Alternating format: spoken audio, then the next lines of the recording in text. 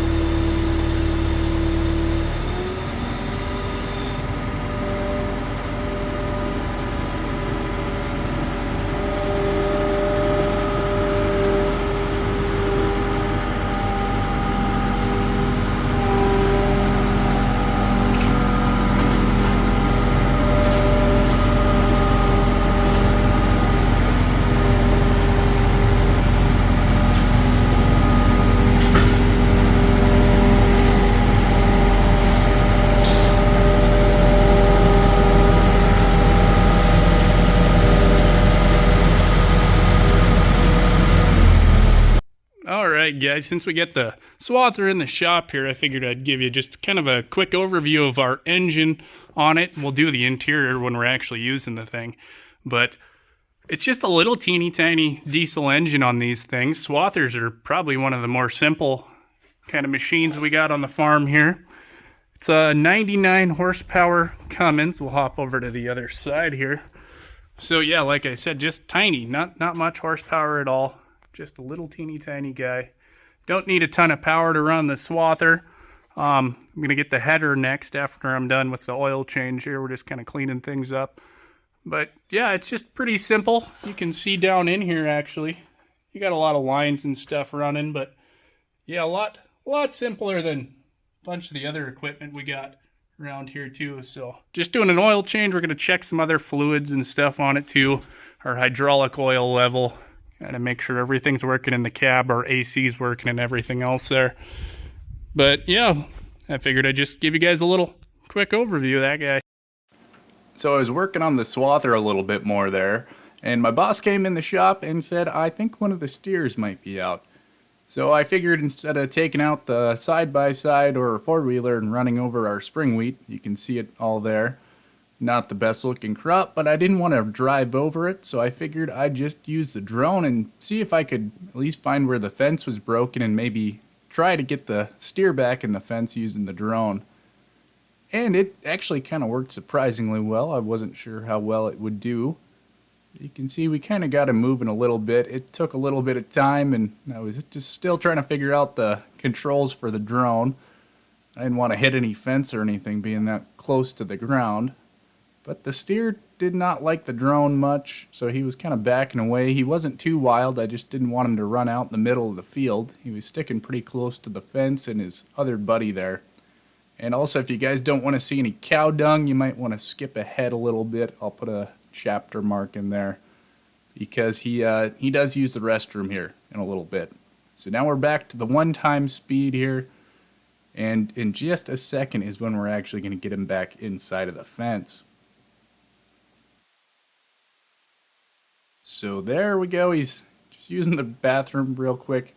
I think he was a little bit nervous, but he's not doing too bad. We're just kind of slowly walking him along here, trying to figure out where he got out. They're pretty smart. They'll figure out where they got out and go back in there.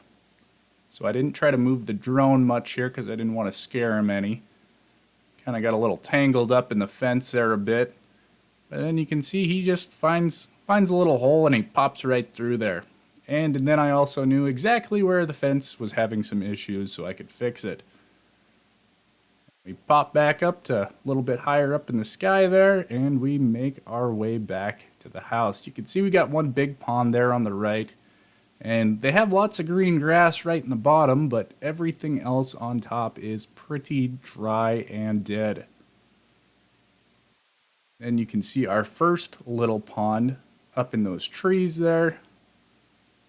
But I think, yeah, the steer just wanted a little bit of that nice green wheat on the other side of the fence there. And we make our way back to the yard here. so I can get a little more work done on the Swather. Good morning, guys. We're out here doing a little fence fixing this morning. You can see some of this fence is having some issues here. Yep, so you can see here we got nails coming out of this guy, so we're gonna have to put a new nail in him. And just depending on how rotten these wooden posts are too, we might put a steel post in there instead. Some of this fence is pretty old, so just kind of slowly fix it. We could redo the whole fence, but that costs money, so don't like doing that too much. You can see we got a little bit of some cactus growing out here. But yeah, the reason they keep getting out is you can see the grass is just short, except for down there, except they don't want to go by the pond for some reason. So they kind of keep trying to get out and get into the spring wheat there. But anyways, yeah, we'll just kind of keep working our way around here. Just a beautiful day. You can see the shop there on the other side of the pasture behind the pond and everything. And it's just, yeah, just absolutely beautiful out here today. So when I'm always talking about we're farming in a desert here up in Montana, you don't believe me, you can just take a look at all that. That is just sand just blowing in here. In the past 2 years, we've just had wild winds, dryness, and a lot of sand blowing. They say it kind of makes a mess all over the place. So we're out finishing the fencing this morning. We got a downpour of rain last night, actually. About a 1/4 inch just dumped in about 15 minutes, but everything's not too wet. One thing we gotta watch out for when we're out fencing here, some nice big ol' Mr. Rattlesnake there. I about stepped on him. I was probably about 2 feet away from stepping on him because he was sleeping, I think, and so then he woke up and started rattling and I backed off extremely quickly. So we're gonna maybe try to find a shovel because we don't really like having these guys around. We got all our fencing done, and our next thing is gonna be finishing up the Swather here. And the only thing we actually have left on this is changing some of the sickle sections. Find one that's broken here. Don't have a ton to do, just a couple of them. But the sickle sections are actually like the little cutter knives there. And then these are the guards. We got a couple broken ones already to replace there. So yeah, there's a broken sickle section and there's a broken guard. So yeah, we're just fixing some of these, except this header's been sitting for about 2 years and it sits out in the snow all winter. So we got some rusty spots we got to try to deal with here. And I beat on them with a hammer last night. That didn't work. So our next step is gonna be a little flame with a little WD-40. We're gonna get a little shot of that here.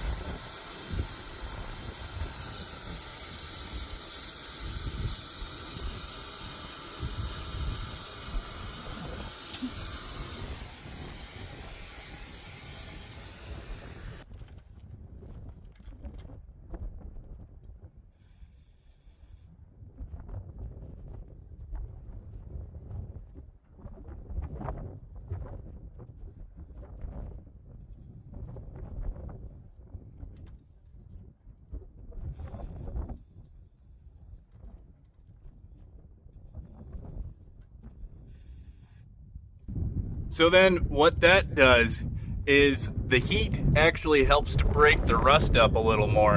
And then especially when you spray it with a little WD-40 while it's hot, it helps it just kind of get in there to break everything up. And the heat helps the WD-40 get in there a little better too. And we are still working on the Swather here today.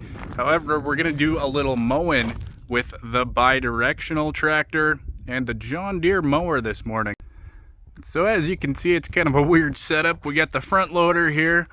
We got our John Deere mower hooked up to the 3-point underneath here because we don't have a 3-point on the back side, but it still works pretty good. We just can't have our other attacher here, the top part of the 3-point. He attaches down under there. So since we got the mower on the front of the tractor here, we're actually gonna have to turn all of our controls around, so we're driving that way. So I'm gonna show you guys how to do that. First thing, we got this little guy here. We gotta get pulled up. That way we're free to move here now. You can kind of see that. It's sort of hard to do while videotaping. And get the seat moved forward ahead there so it doesn't hit anything. So now we're over here on the other side of the tractor. We'll just come here. We'll kind of grab this guy. Keep spinning him around. Say it's a lot easier to do with two hands. Get him kind of pressed down there until he locks into place. And then we should be good to go. And now all of our controls are pointing that way. So now we'll just drive it the other way.